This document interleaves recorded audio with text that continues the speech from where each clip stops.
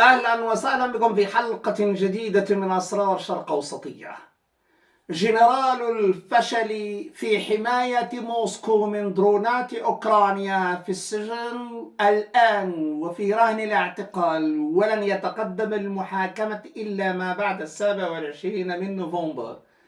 هذا هو القرار المتخذ ضد قسطنطين أوجينكو، وهو قائد الجيش الأول للقوات الخاصة بالدفاع الجوي، أو ما يسمى بالقوات الخاصة للدفاع الجوي، وقائد الدفاع الجوي لكل فيدرالية روسية. إذا القائد الأعلى لمثل هذه القوات اليوم رهن الاعتقال، والسبب ليس بطبيعة الحال ما يتعلق بفشله في حماية موسكو، إنما المحكمة العسكرية وتبعا لما حدث للحامية 235 وأمام رشوة ب500,000 روبل من أصل 3 ملايين روبل، فإن هذا الجنرال تنازل عن أرض مجاورة لقاعدة عسكرية ولصالح رئيسة منظمة اسمها الأمل نودزدا.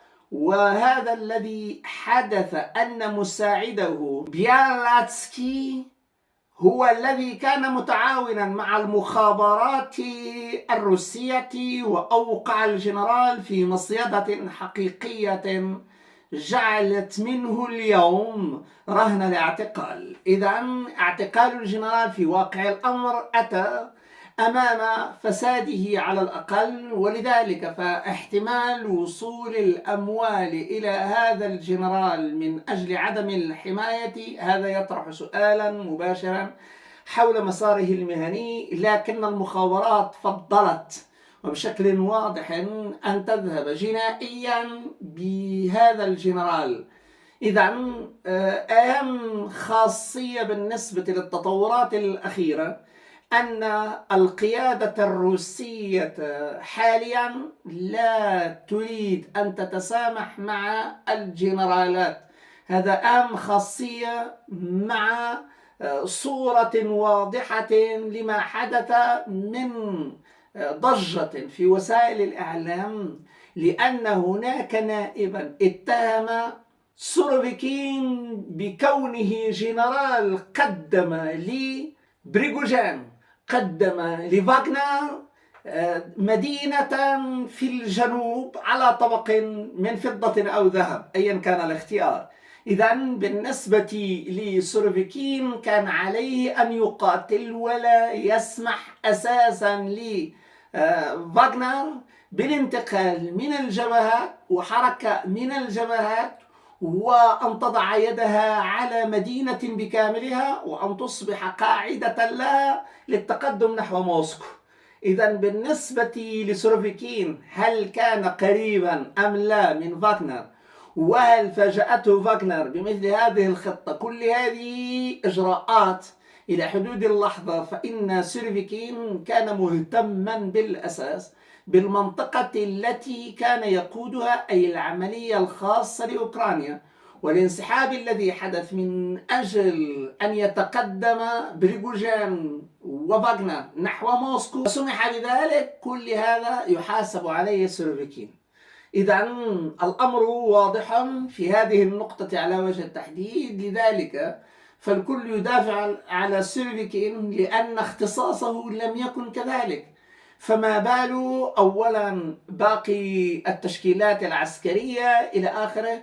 كل هذا يطرح سؤال حول مدى عودة سوروفيكين الآن ليس إلى بيته، وإنما أيضا إلى التطورات القادمة على صعيد الجبهات. قد يكون مستشارا من جهة، واليوم هل أعلن تقاعده الرسمي؟ لم يوقع بعد إلى حدود هذه الساعة بوتين على تقاعد سوروفيكين، هذا رغم أن الإجراءات بدأت، ولكن لم يوقع، لأن هذا الأمر أمر خاص ببوتين، وبوتين يجمد الملف إلى حدود هذه اللحظة. لكن بالنسبة لقائد الدفاع الجوي فمنذ حوالي 25 يوم كان تصريح شديد اللهجة بالنسبة لتقييم في الدوما. ثانيا أن هناك تقييم عنيف للغاية بالنسبة لبوتين حول ما يفعله قائد سلاح الجو. ثالثا حول خارطة التواجد العسكري عموما بالنسبة للدفاعات الجوية لحماية العاصمة موسكو. كل هذه أسئلة متقدمة، لكن فاجأت المخابرات الروسية برشوة لهذا الجنرال. هذا الجنرال ذهب جنائيا، وكان من الضروري أن يسير بهذا الاتجاه، وقادت العملية المخابرات بشكل ناجح يجعل اليوم من التحقيقات، والتحقيقات المستفيضة تستمر إلى حدود 27 من نوفمبر. وسيكون هذا الجنرال رهن الاعتقال إلى حين تسوية كل أمور القيادة. فهل سيقرر بوتين أن يعوضه باسم آخر؟ هذا سؤال حدي لسبب بسيط، لأن الوضعية الحالية، الوضعية الميدانية التي يمكن أن تذهب بعيدا تجاه القول أن هناك اليوم قرار من بوتين لمحاسبة قاسية من المخابرات لكل سلوك الجنرالات ومتابعتهم. وبعد أن طار أحد الطيارين، وهذا الذي أبهج بشكل واضح أوكرانيا، فقد طار طيار أوكراني إلى جانب جنديين روسيين قتلا في تسليم نفسه وعائلته وتأمين كل ذلك باتجاه أوكرانيا، وأن تختار المهنة التي تريد وبالمبلغ الذي تريد في حال استسلام أي جنرال أو أي مسؤول كبير في روسيا. سيكون هناك تأمين كامل للعائلة وللشخص لتقاعد مريح في حال اختيار التقاعد أو الذهاب مباشرة إلى مهنة متقدمة تتجاوز المبلغ المحصل عليه من روسيا 3 مرات إلى 5 مرات. هذا يعني أننا أمام استثنائية عالية في محاولة استغلال ما سمي بشبكات الفساد داخل الجيش الروسي.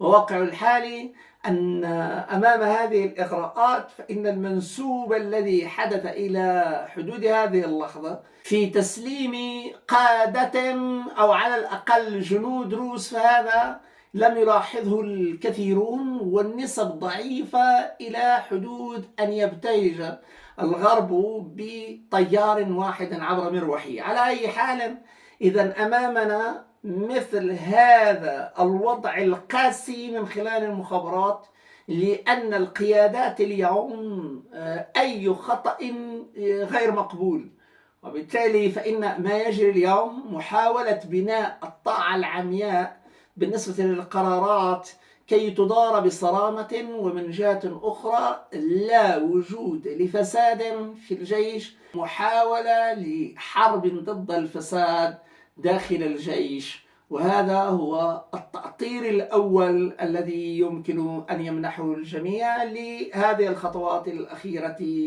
التي يقودها بوتين شخصيا. إذا كل ملفات القادة وتقارير المخابرات حول هؤلاء القادة، كل ذلك يعتبر تقرير موجه مباشرة إلى بوتين، وبوتين هو المشرف المباشر على تقييم الحالة. هذا كله يعطي أولا نفسا شديد الأهمية بالنسبة للهدوء الذي يتصف به بوتين، فيفضل الآن العمل الاستخباري أن يذهب لوحده إلى منطقة أخرى، فعوض التقييم العسكري البحت يجد اليوم الاستخباري نفسه أمام ضرورة التدقيق في سلوك هؤلاء القادة ومتابعتهم من أجل معرفة ما يجري، وجعل القصور الذي يحدث في الميدان يدفع ثمنه هذا المقصر في منطقة أخرى.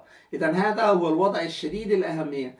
لكن عندما نتحدث اليوم عن إبعاد أوجينكو فإننا نصل إلى 5 خلاصات مباشرة.